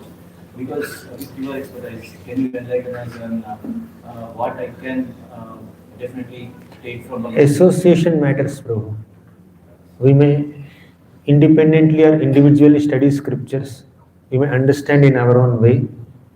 That understanding also may be accurate. But unless we have a compatible company, favorable association, like-minded association, we won't be able to act on what we have learned. For the theoretical knowledge to become practical realization, we need application. And that application is possible in association. Without association, application is difficult. So when you have favorable association around you, like there is good big association here. So just be in touch with the devotees, and you will automatically end up doing what Gita is expecting you to do. But if we make our own independent and individual attempts to follow Gita, we may be successful. I'm not saying it doesn't happen. But in Sangha, it's very easy. There is a lot of strength in Sangha. Sangat sanjayate kama. Our spiritual desires are invoked in spiritual association. And our material desires are invoked in material association. If we associate with material drunkards, we feel like drinking. We associate with chain smokers, we feel like smoking. When we associate with devotees of Krishna, we feel like worshipping Krishna. So association makes things easier. Okay. Thank you. Yes, Prabhu. This is not last. Everybody, you are free to ask. That's not like regular like Gita. So my question, I'm sure a lot of people will have this question in mind. We spoke about dharma, different kinds of dharma that we go through. And one of the dharma is to take care of either family or professional commitments and all those things. And balance spirituality, Krishna consciousness in parallel. So somewhere, maybe as progressive devotees, we struggle a lot to balance this area. But we want to, ideally we want to, I mean, sometimes to be very honest, we get into social pressure also. And if somebody is able to do that, unfortunately we are not able to go to the classes or take up some service because there are too many things at work or at home with kids, a lot of things that we do. While we have that intention to do, intent is right. Maybe we are not able to put the content forward properly. So what is your thought on this? Are we in a right path or are we in the wrong path? Are we supposed to do something better? And how do we balance areas to progress in spirituality? If I got you right, balance your spiritual life and your professional and family responsibilities. Yeah. In one sense, the entire class is an answer to this question. But if you want some additional insights, as I said some time back, for a devotee there is no difference between spiritual and material life. Whatever a devotee does, even apparently on the material platform, is a part of their spiritual life. Because we have two purposes in life. One purpose is self-preservation. Second purpose is self-realization. When I say self-preservation, here the self is body. We need to preserve our bodies. We need to maintain our bodies. We need to nourish our bodies. We need to do the needful to keep the body and soul together. This is self-preservation. You need to earn money. You need to gain education. You need to take care of your health. All this is part of self-preservation. You need to have a home. You need to have a car. You can't live under a tree. It's all self-preservation. And self-realization means the real self is a part of Krishna, an amsha of Krishna, servant of Krishna. To realize it and acting on that platform is self-realization. This is self-preservation, this is self-realization. But what brings both of them together? What increases overlap between these two and what merges these two is self-awareness. We need to be aware of ourselves. Self-awareness tips are there in 2nd chapter Bhagavad Gita. You are not the body, you are the soul. But the problem is in applying that understanding. One extreme is you are overwhelmed by the body only, bodily identities only, and giving too much of priority and importance to that and forgetting that you are a soul. That's one extreme. Focusing only on self-preservation, forgetting self-realization. Another extreme is, I am not the body, I am soul, and focusing only on self-realization, forgetting self-preservation completely. That's like prematurely becoming transcendental. Prematurely becoming transcendental, it doesn't work. When I went to Seattle, one teenage girl asked, Prabhu, when I get time, I should read Prabhupada books. Why am I reading my college books, school books? I feel very guilty. Don't feel guilty. Read. Read your school books. Earn good profession. You can't become prematurely transcendental. When mother tells a grown-up son, please get some potatoes. Hey, this is Maya. Go to market and get some potatoes, Maya. You do that simple household work. Like you are not the body, you are the soul, but you are in the body now, isn't it? How many of you here have spiritual bodies at this moment? How many of you are able to see Krishna at this moment? How many of you are able to perceive? Narada Muni is sitting in one corner here. Vyasadeva is sitting in another corner here. Yamaraj is sitting. Whenever devotees come together and discuss spiritual subject matters, great Mahajans come and sit. Vyasadeva sits, Narada Muni sits, Yamaraj sits. Are you able to see them? When Dasarath Prabhu has to do head count, he will not count those heads. Yamaraj's head, Narada Muni's head. Because we still are not evolved spiritually. Yes, we have an understanding that we are not bodies, we are souls, but we are in the bodies. We souls are in the bodies. As long as we are in the body, we need to do the needful to maintain the body. We need to conform to the norms of this material world. We need to align with the mainstream society. Right? So it's required. We can't become prematurely transcendental. Therefore, we need to balance. One extreme is only self-preservation. Forget self-realization. Other extreme is only self-realization. No self-preservation. But balance is with proper self-awareness. Yes, I am body, I am soul, I am not the body, but me, I am inside this body now. So to maintain this body and to do the needful with bodily possessions and bodily relations is also important for me. So then you allocate time. How to balance? Allocate, say morning 3-4 hours for your spiritual sadhana, 2 hours for chanting, maybe 1 hour for hearing, and evening maybe 1 hour you allocate.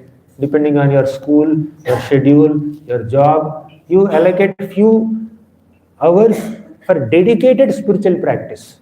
Rest of the day, you try to work for your body, your maintenance and all.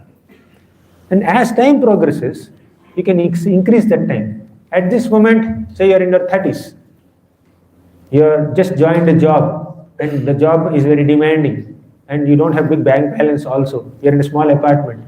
Fine. So you allocated only 2 hours in a day.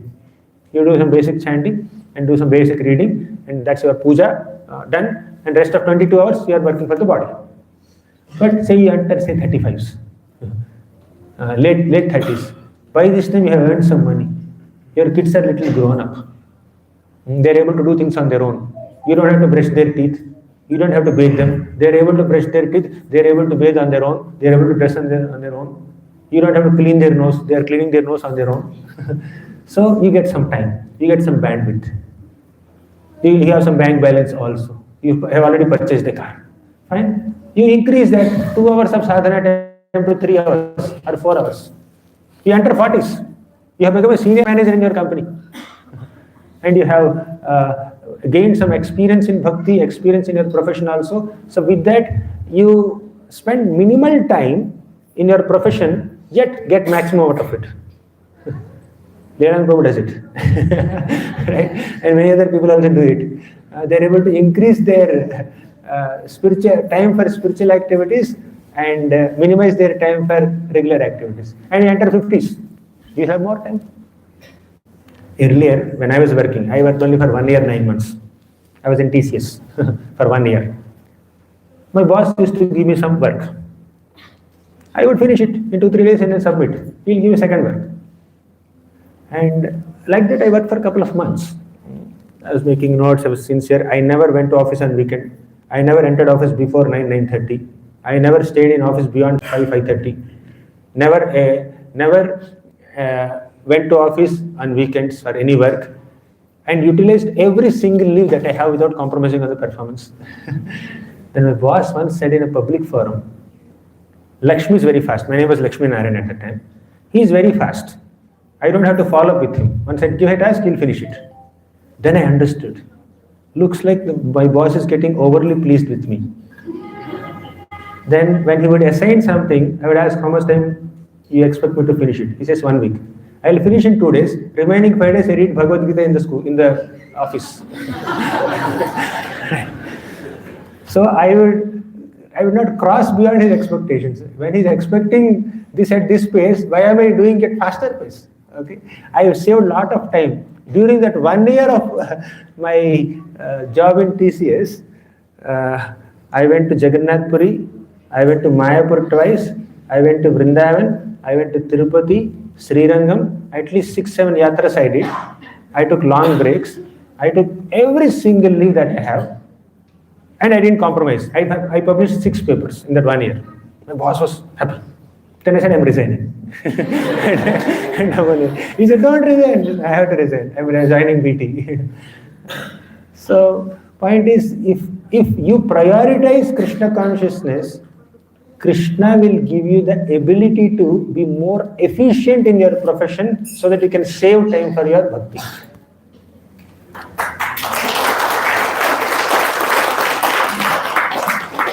Even when I was in college also, because I had a habit of chanting Hare Krishna, Krishna Krishna, Hare Hare every day morning, I am not attentive, definitely, but still I am trying to be attentive.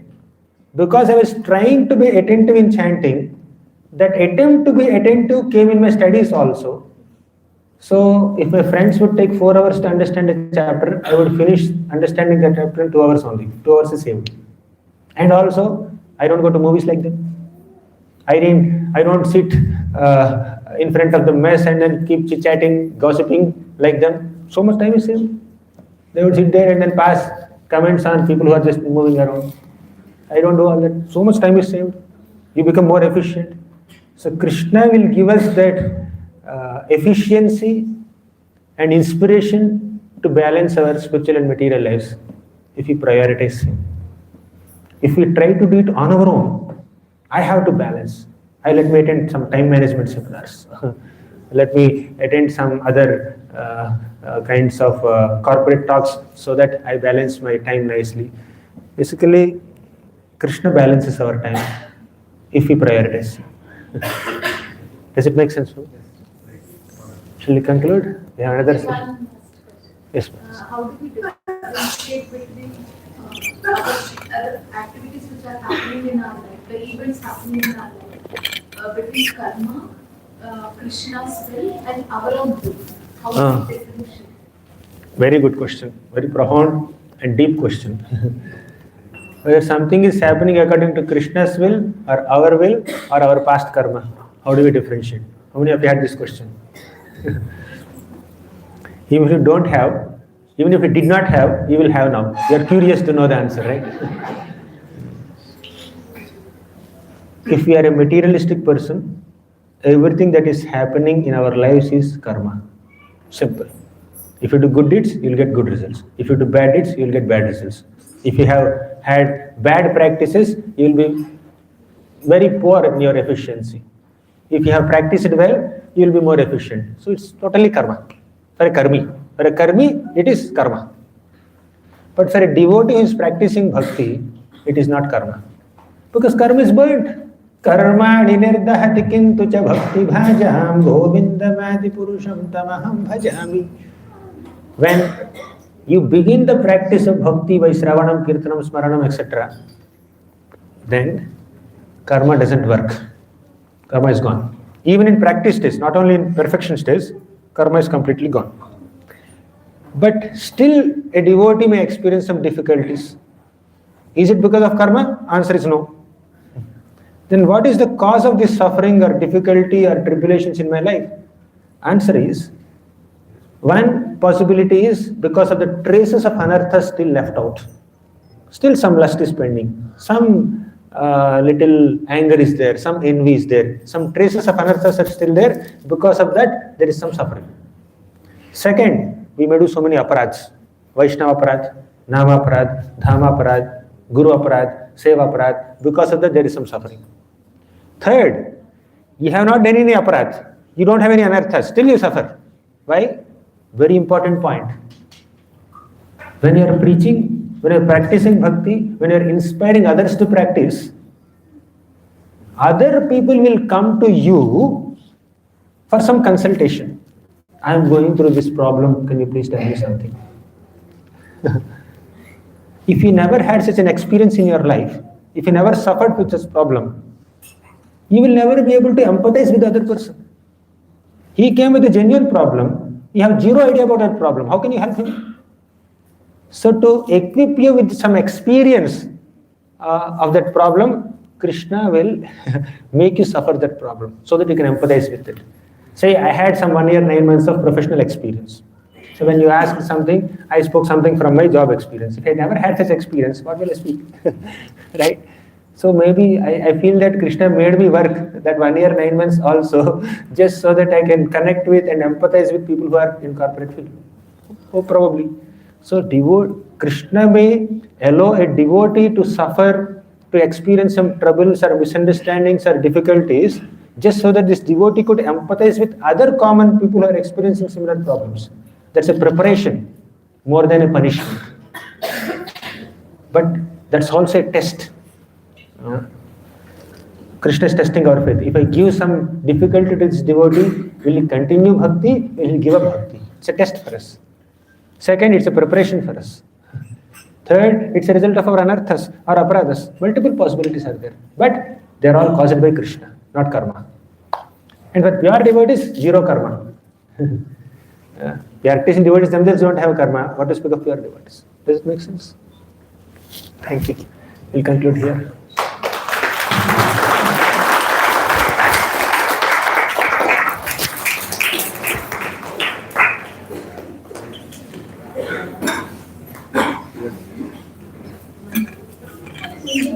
Finished.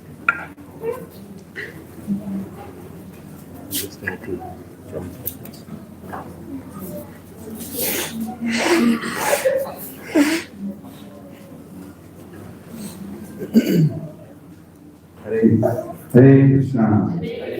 Hare Krishna. Krishna Krishna. Hare Hare. Hare Ram. Hare Ram. Ram Ram. Hare Hare. Is it clear? No, I'm good. I'm not going to speak anything long. Just I thought.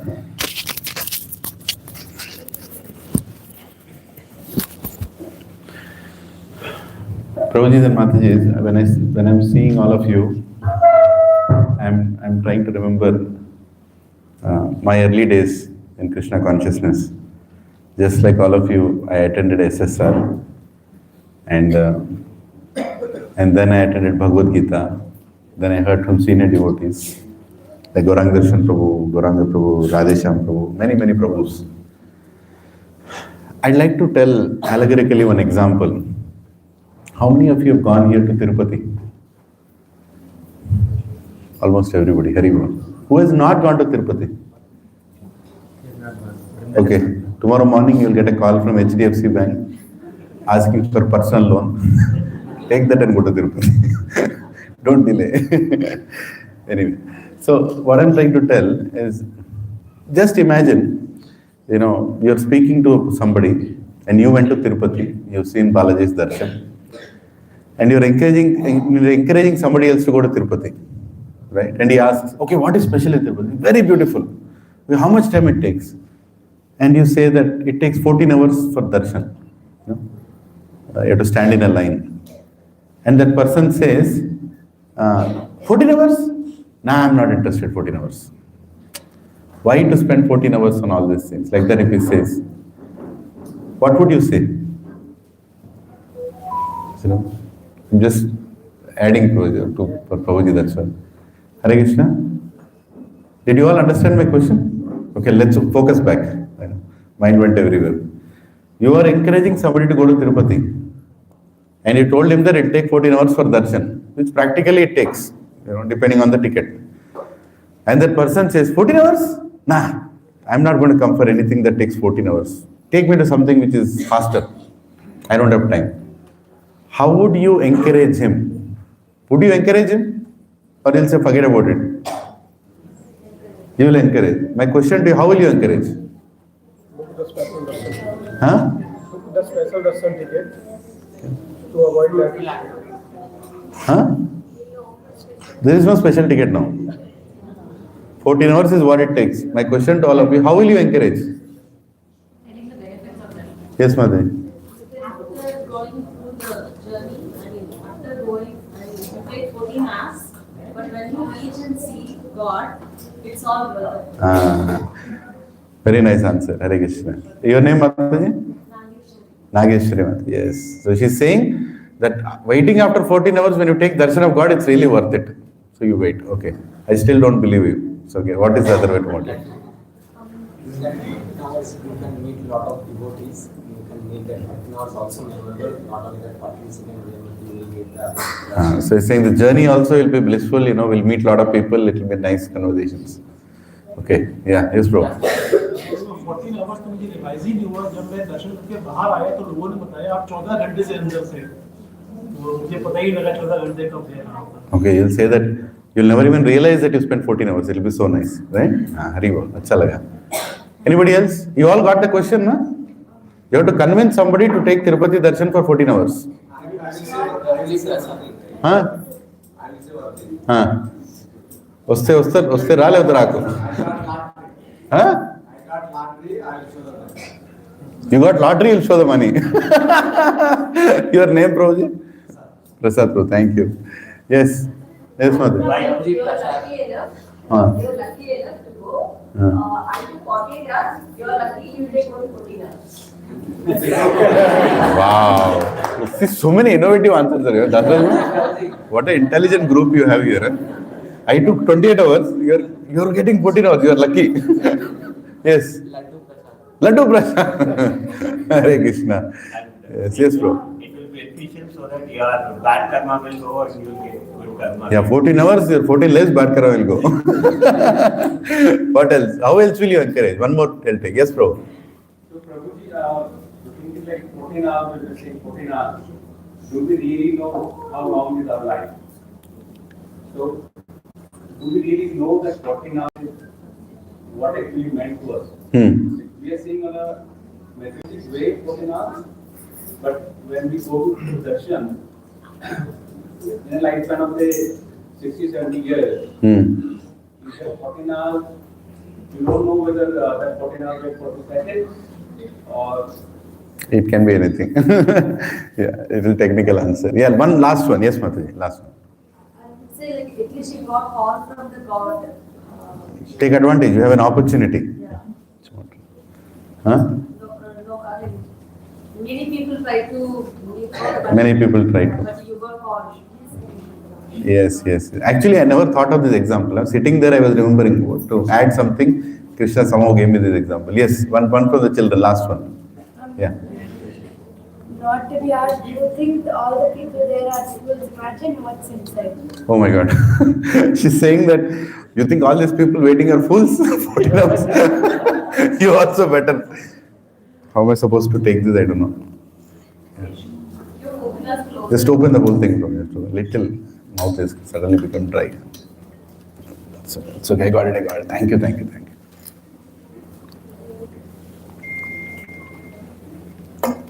Prabhuji and Mataji, after such a nice blissful talk of Gauranga Darshan Prabhu, I got this in my mind to convince you all, to tell you that sometimes it's impossible to convince somebody. It's not possible. No matter how much you tell, no matter how much you tell, that 14 hours you wait, they will not wait.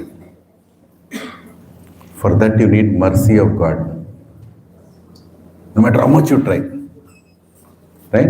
And why you are trying? Because you have seen Krishna. You have seen Govinda. Yedukundalavada, Venkatramana, Govinda.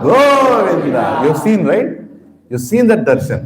You are so happy with it. You want to give it to them. But they're not ready. Prabhuji and Matajis, if you're all sitting in this hall, you are in that 14-hour journey already. It's just a matter of time. You are going to take darshan of Krishna, just a matter of time. And he is the person who is running the bus. Right? He and his wife. He's the driver, she's the conductor. Or whoever is the driver and conductor, I don't know. Somebody are purchasing the ticket. Prabhuji and Mataji, I'm telling you, you all are going to see, are going to experience things which you have never imagined in your life. Never imagined in your life. People who come to bhakti, I say that you have to be party animals. You know who is a party animal? Who is a party animal? What is the definition of party animal? You can't live without a party. Every night you have to dance. Every time you have to sing. Every time you have to enjoy. You should be among people. You should have such a nice time. Then come to devotion. Otherwise, we can all go outside together. Because ISKCON means we are party animals. Last 6 days, how many parties we had to? 16 parties? I don't know. Morning, evening, morning, evening, morning, evening, morning, evening. You just go, you say, what is a party? I'm dancing in all the parties. I'm singing in all the parties. I'm eating nicely in all the parties. Your capacity to have parties should be high. Right? Then come to ISKCON. Because our society is like that. And Prabhuji, I'm just telling you, some of you are new. Prabhuji told me he just started a batch. Your journey is going to be sublime. All you have to do is just stand in the line for 14 hours. That's all you have to do. You don't need to do anything extra. Already you did the first part. Somebody brought you here. Maybe somebody tricked you and brought you here. Still also it's okay. You came to the right place. Just hold on. Just hold on. You might be working in Infosys, Wipro, or some Amazon, or some Microsoft, or some Hardsoft, whatever. Right? It doesn't matter which company you're working. I'm sure everybody is being tortured. There is no doubt about it. I'm convinced on that. Right? But be rest assured, your journey is going to be blissful from here. Just hold on. Just stay. Just attend the classes. Just see the transformation that comes in you. And suddenly you'll realize, without any your knowledge, this couple who is helping you will directly take you in front of Krishna. And Krishna will look into your eyes face to face. He will. And your experiences in your life will become tripled and so much happiness will be filled. And then, what will happen? What is the effect of that? You will become like him, searching for people. Please come, 14-hour line. Please come, 14-hour line, Because I have experienced that. You will say that I have experienced that, You'll be surprised the opposite person and tell, Kya baat kar rahe ho? I'm happy anyways. Don't come and tell me all these things. And you will struggle to explain him, and you can't explain him. And that is the situation of his, that is the situation of mine, and that is the situation of Prabhuji. We don't know how to explain what is ahead of you. You're just attending, आपके सामने सिर्फ थाली है. SSR is like a plate. SSR is only a plate. अभी सब्जी नहीं डाला उसके अंदर. समझ रहे हैं? Serving has not started. SSR is you're convinced that I should eat in this plate. That's all. And then when Bhagavad Gita starts, when Srimad Bhagavatam starts, when Chaitanya Charitamrita starts, when yatras start, when festivals start, when amazing speakers will come and then they'll start giving, connection to Krishna, Prabhuji and Mataji, you will be so happy in life. That's why Prabhupada, he said, chant and be happy. And it's true. When we chant, we become happy. And there are so many wonderful couples here who are giving their commitment to go forward. Right? And that is very inspiring situation. Right? This is a very young group. And in young group, when you see somebody getting inspired to take the next step, and then you become more inspired. And she becomes more inspired. You are inspiring each other. And together, just imagine 2035, how you will be. You will be a different person. And you will be oblivion to what's happening in the outside the world. Some recession is happening, some war is happening, Trump is putting tariffs, I don't care. It doesn't matter for me because I have connection with Krishna. So I would take this opportunity to thank His Grace Dasraj Prabhu, Her Grace Manasa Mataji, Praveen Prabhu, Pooja Mataji, and so many wonderful devotees. Srinivas Bhima Prabhu, Vinod Prabhu is not here. Please excuse me for not calling everybody's names. I keep seeing all of you many times. Rajiv Prabhu, for helping them. Just be part of the journey. And there will be Jagannath Rath Yatra, there will be Janmashtami, there will be Ram Navami, there will be Gaur Purnima, there will be so many festivals. And you as a family will become more united. Husband, wife and children will become more united in this satsang. This is going to completely fulfill all that you need. Just hold on. And I heard that, is Prabhuji going to come? No, the Kanti Mala I wanted to give you. Yeah, he's going to come? Okay. Yeah. Huh? Yeah. So there is one of the process you will see now, you will witness now, is that giving a hardline commitment after getting convinced, being happy. After become happy only commitment. Na?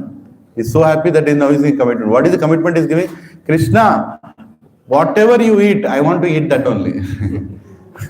Whatever I speak, I want to speak about you only. Because eating and speaking happens to his throat only, na? Right? So, Prabhuji, he's going to announce two wonderful couples. And there are many others who have taken that step. But don't be in a rush or don't be in a pressure to see that I have to take that step one day. You will not take it. You will happily take it. It's just a matter of time, that they are going to wear Kanti Mala. Kanti Mala is something that I am wearing here, as you can see. It's made of Tulsi Maharani. Blessing, protection, not ritualistic, not like, oh, ye pehne se ye nahi hoga, wo nahi hoga. Only thing I'll tell you, you'll become more happy. Because there is protection. Every time I'm in trouble, I hold Nursing Dev like this. Please, you're there for me. God is not there to protect us. God is there to empower so we can protect ourselves. Right? He will empower us so much that we will protect ourselves. Like he empowered Arjuna. Right? Like he's empowering by sending so many senior devotees here. Gauranga Prabhu is a very, very senior speaker, amazing scholarly speaker. And we'll again invite Prabhuji here. By then you all would have finished SSR. By then plate is ready. And Prabhuji will come and start, giving more and more recipes for you to experience. I'm so happy. My wife is there. My children. We all started to satsang just like this. Just like all of you. When I was looking at all of you, I was remembering those good days. And still now we feel very, very happy, very inspired to hear like I used to hear many years ago. Right? So I'll give the mic to Prabhuji to call those wonderful couple. Yeah, Hare Krishna. Hare Krishna, before we start this ceremony, for some of you who doesn't know who is Prabhuji is talking here, as I always tell you, he is my Shiksha Guru, his grace, Gauranga Prabhu. So let us welcome Gauranga Prabhu and study his life. And this wonderful couple is the reason if we are able to do some seva for Krishna today. If they are not there, then we would have not seen us like this. So if we are helping you, I would not even say inspire because we are not qualified to inspire anyone. If we are helping you little bit to establish the relationship between you and Krishna, that is purely because of this couple. If they are not there, they will not be in Krishna consciousness. So Prabhuji pushed me a lot. You don't know what I have gone through here. He pushed me a lot to start the sessions here.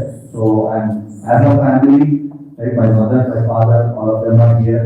We are so indebted to this wonderful couple that they have given us opportunity to serve Krishna and serve all the devotees. This is not serving Krishna, it's serve all the devotees. Thank you very much, Prabhuji. Thank you very much, Mataji. Hare Krishna.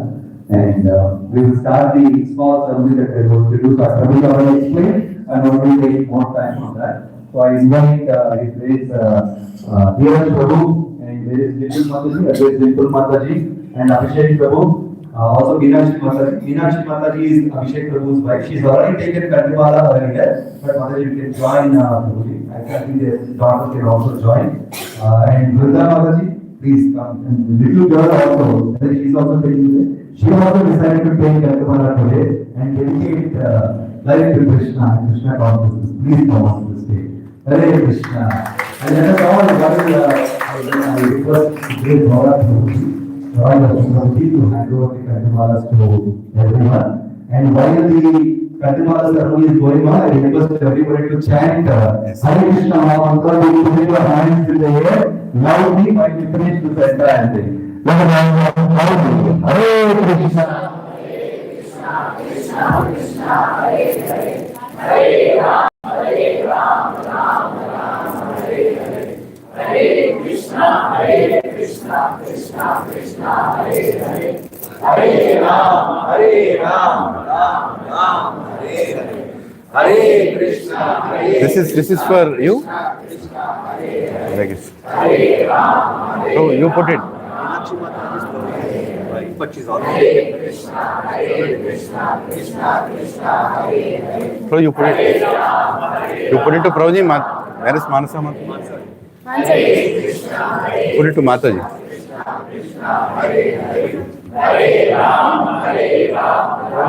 Yeah. Is that okay?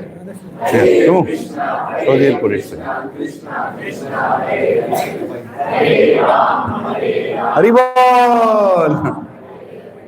Hare Krishna, Hare Krishna, Krishna Krishna, Hare Hare.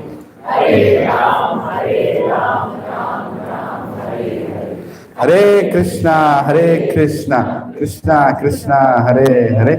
Hare Rama, Hare Rama, Rama Rama, Hare Hare. Hare Krishna, Hare Krishna, Krishna Krishna, Hare Hare. Hare Rama, Hare Rama, Rama Rama, Hare Hare. Hare Krishna, Hare Krishna, Krishna Krishna, Hare Hare. Hare Rama, Hare Rama. Hare Krishna. So before putting Kantimala, I used to be slim like Dasaraj Prabhu. After putting Kantimala, I became very fat. So that's one side effect of putting Kantimala. You get so much Krishna Prasad, there's so much love of devotees that you really become overwhelmed. So this is such a nice moment. There are many other couples who have accepted this. Don't look at this like a ritual. It's actually purely spiritual. It's our one next step to go forward. Some take 1 year, some take 10 years, some take lifetime to give this kind of commitment. But some of them who come forward, journey is going to be a little difficult, but Krishna will help you in that journey. I congratulate each one of the family here. Very, very highly educated and established families taking up such next step to serve Krishna, inspires the whole community. Yad yad acharati shreshthas tat tat evataro jana. Right? So according to the Acharana, they are inspiring. So I am actually jealous today because I didn't get my Kantimala from Gauranga Darshan Roseland. Because I am very happy wherever I got it. But it's special. You're actually very special. Prabhu. This is I've been stopping them for so long. Hare Krishna. Haribol, Haribol. And Prabhu, you want to say any one final word and we close it? Very happy and grateful to be here today and witness such wonderful exemplary devotional service inspired by Leela Prabhu, executed by Dasaraj Prabhu and received by all of you with the blessings of Krishna.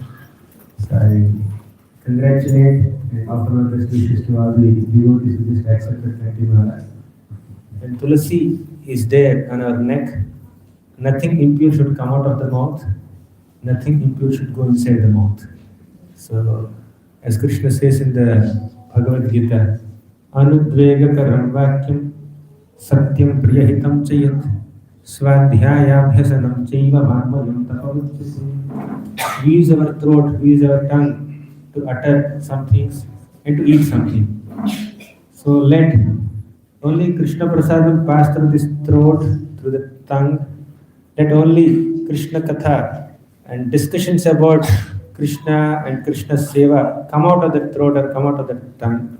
And Tulsi Maharani will ensure all protection if we observe this sacred responsibility of eating and speaking things that are spiritual and positive and not degraded or material. So thank you so much for accepting this. Hare Krishna. We have one birthday today of one of the congregation. So please bring it for Prabhuji will bless it. Please bring the body.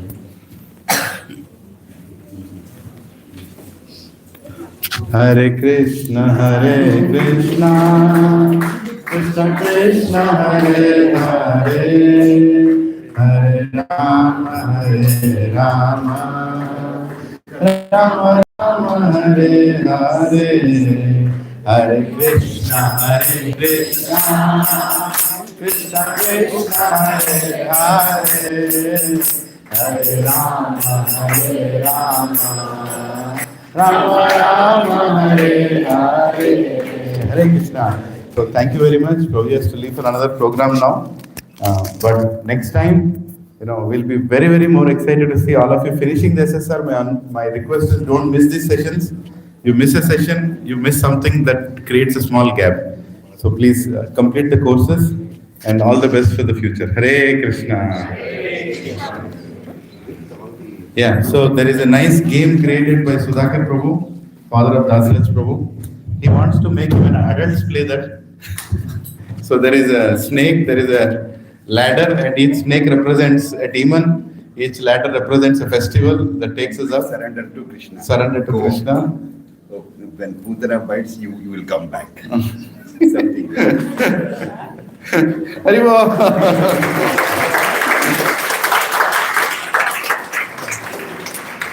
Don't play this game with your wife. This will never win. I tried it 2 times.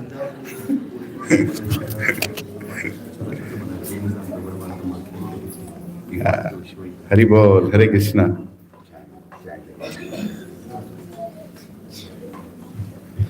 Hare Krishna, Krishna Krishna, Hare Hare, Hare Ram, Ram Ram, Hare Hare. All of you are attending SSR sessions here? Is there anybody who is still not registered? SSR? My God, Prabhu, all fixed crowd. Everybody has come here. Nobody knew. Huh? Hare Krishna. Amazing, amazing. Are you all excited for the next big Rath Yatra? Yes. 3 Raths. Huh? Very much. Very much. Haribol, Hare Krishna. Thank you very much, Hare Krishna. Hare Krishna. So, we will leave. Anybody can sing Arti? You can sing some? You all can stay. Maname తీసుకెళ్ళాలి. నాతో పాటు. వెళ్తుంది.